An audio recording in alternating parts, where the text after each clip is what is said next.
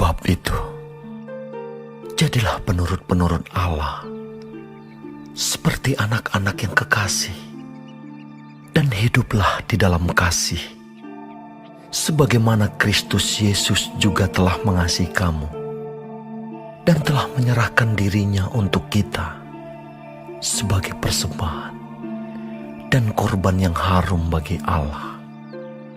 Tetapi percabulan dan rupa-rupa kecemaran atau keserakahan disebut saja pun jangan di antara kamu, sebagaimana sepatutnya bagi orang-orang kudus. Demikian juga perkataan yang kotor, yang kosong atau yang sembrono, karena hal-hal ini tidak pantas. Tetapi sebaliknya, ucapkanlah syukur. Karena ingatlah ini baik-baik, tidak ada orang sundal, orang cemar atau orang serakah. Artinya, penyembah berhala yang mendapat bagian di dalam kerajaan Kristus dan Allah. Janganlah kamu disesatkan orang dengan kata-kata yang hampa, karena hal-hal yang demikian mendatangkan murka Allah atas orang-orang durhaka. Sebab itu, janganlah kamu berkawan dengan mereka. Memang, kamu dahulu adalah kegelapan, tetapi sekarang kamu adalah terang di dalam Tuhan. Sebab itu, hiduplah sebagai anak-anak terang, karena terang hanya berbuahkan kebaikan, dan keadilan, dan kebenaran, dan ujilah apa yang berkenan kepada Tuhan. Janganlah kamu turut mengambil bagian dalam perbuatan-perbuatan kegelapan yang tidak berbuahkan apa-apa, tetapi sebaliknya, telanjangilah perbuatan-perbuatan itu. Sebab menyebutkan saja pun apa yang dibuat oleh mereka di tempat-tempat yang tersembunyi telah memalukan. Tetapi segala sesuatu yang sudah ditelanjangi oleh terang itu menjadi nampak. Sebab semua yang nampak adalah terang. Itulah sebabnya dikatakan, bangunlah hai kamu yang tidur, dan bangkitlah dari antara orang mati, dan Kristus akan bercahaya atas kamu. Karena itu, perhatikanlah dengan seksama bagaimana kamu hidup. Janganlah seperti orang bebal, tetapi seperti orang arif. Dan pergunakanlah waktu yang ada, karena hari-hari ini adalah jahat. Sebab itu, janganlah kamu bodoh, tetapi usahakanlah supaya kamu mengerti kehendak Tuhan. Dan janganlah kamu mabuk oleh anggur, karena anggur menimbulkan hawa nafsu. Tetapi hendaklah kamu penuh dengan Roh. Dan berkata-katalah seorang kepada yang lain dalam mazmur, kidung puji-pujian dan nyanyian rohani. Bernyanyi dan bersoraklah bagi Tuhan dengan segenap hati. Ucaplah syukur senantiasa atas segala sesuatu dalam nama Tuhan kita, Yesus Kristus, kepada Allah dan Bapa kita. Dan rendahkanlah dirimu seorang kepada yang lain, di dalam takut akan Kristus. Hai istri, tunduklah kepada suamimu seperti kepada Tuhan. Karena suami adalah kepala istri, sama seperti Kristus adalah kepala jemaat. Dialah yang menyelamatkan tubuh. Karena itu, sebagaimana jemaat tunduk kepada Kristus, demikian jugalah istri kepada suami dalam segala sesuatu. Hai suami, kasihilah istrimu sebagaimana Kristus telah mengasihi jemaat dan telah menyerahkan dirinya baginya untuk menguduskannya, sesudah ia menyucikannya dengan memandikannya dengan air dan firman, supaya dengan demikian ia menempatkan jemaat di hadapan dirinya dengan cemerlang tanpa cacat atau kerut atau yang serupa itu, tetapi supaya jemaat kudus dan tidak bercela. Demikian juga suami harus mengasihi istrinya, sama seperti tubuhnya sendiri. Siapa yang mengasihi istrinya, mengasihi dirinya sendiri. Sebab tidak pernah orang membenci tubuhnya sendiri, tetapi mengasuhnya dan merawatinya, sama seperti Kristus terhadap jemaat. Karena kita adalah anggota tubuhnya. Sebab itu laki-laki akan meninggalkan ayahnya dan ibunya dan bersatu dengan istrinya, sehingga keduanya itu menjadi satu daging. Rahasia ini besar, tetapi yang aku maksudkan ialah hubungan Kristus dan jemaat. Bagaimanapun juga bagi kamu masing-masing berlaku.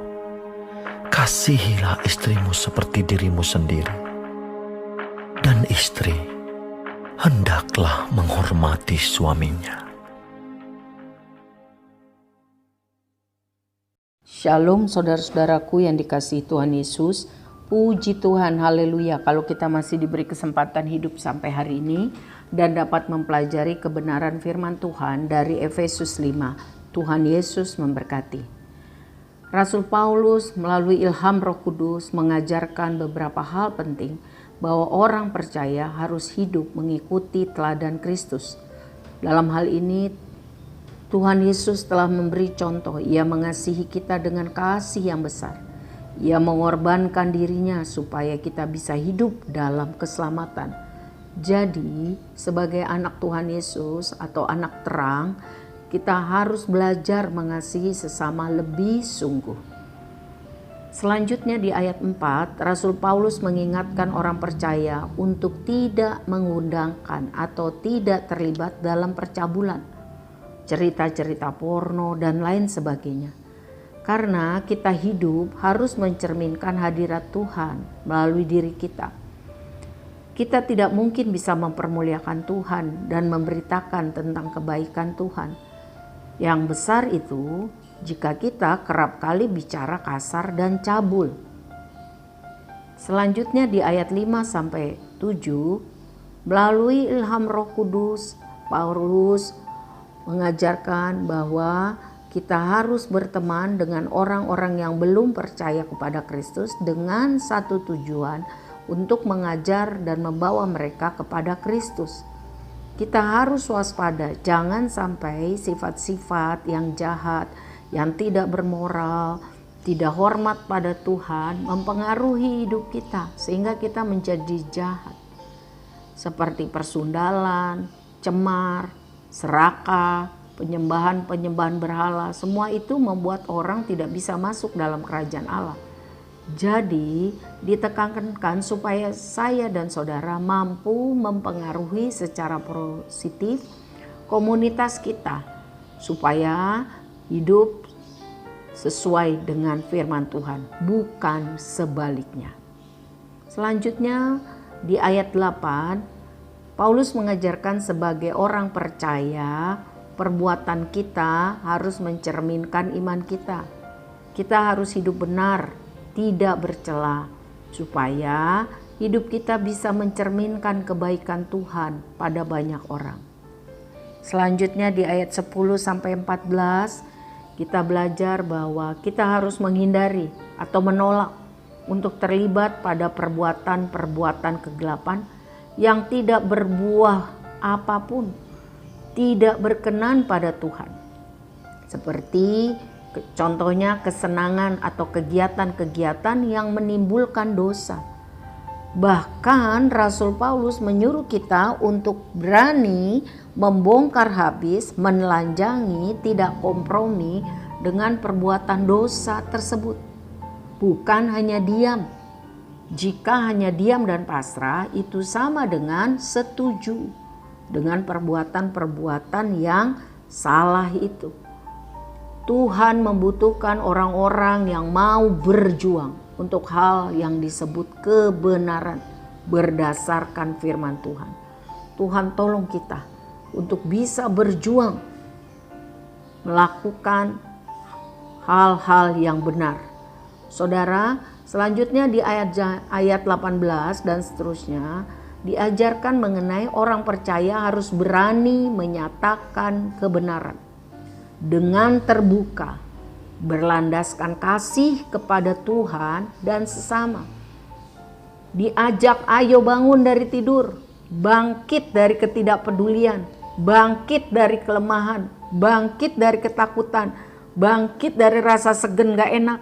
Sadari keadaan kita, sadari keadaan keluarga kita, sadari keadaan komunitas kita, sadari keadaan gereja kita, sadari keadaan bangsa negara kita. Hari ini hari-hari yang jahat telah tiba datang menyerang seluruh dunia. Jadi jangan diam saja. Sudah banyak orang yang siap-siap menuju kebinasaan kekal. Mari jadilah laskar Kristus. Nyatakanlah kebenaran firman Tuhan melalui perkataan dan perbuatan. Jangan diam saja. Tiap hari berdoa, minta kemampuan dari Tuhan. Usahakanlah mengerti kehendak Tuhan. Gunakanlah secara efektif waktu, kesempatan yang masih Tuhan berikan. Jalanilah kehidupan kita ini dengan benar. Lakukanlah segala sesuatu dalam pengaruh pimpinan kuasa Roh Kudus. Mari kita fokus pada kebaikan dan kasih Tuhan pada kita. Hal ini harus dapat terlihat pada karakter, pada perkataan, pada sikap kita. Antara lain, Tuhan memampukan kita untuk selalu mengucap syukur atas segala sesuatu. Karena percaya sungguh akan kasih dan kuasa Tuhan yang memberikan kekuatan. Jadi jangan ngeluh, jangan ngomel, jangan ngeluh, jangan komplain, jangan ngegerutu. Itu dilihat orang. Biarlah kita fokus kepada kebaikan, kasih dan kuasa Tuhan. Supaya orang lain melihat bahwa perkataan, sikap, karakter kita sesuai dengan firman Tuhan. Bahkan mereka bisa bertanya kepada kita, mengapa engkau bisa seperti itu? Hidupmu banyak masalah, kok bisa bersyukur selalu? Kita akan bisa bersaksi kepada mereka. Kita bisa melewati badai dalam kehidupan karena ada Immanuel. Mari menyerahkan segala sesuatu pada kehendak Tuhan. Dia tahu menolong kita. Selanjutnya ayat 22 sampai 33 tentang kasih Kristus harus menjadi dasar landasan kehidupan pasangan suami istri. Pengertian istri harus tunduk pada suaminya berarti pasangan suami istri ini harus saling menghormati, saling mengasihi, saling memperhatikan, karena dikatakan suami harus mengasihi istrinya seperti Kristus mengasihi kita. Wow. Jadi harus suami dan istri saling menghormati, saling mengasihi, saling memperhatikan, saling rela untuk kebahagiaan yang lain.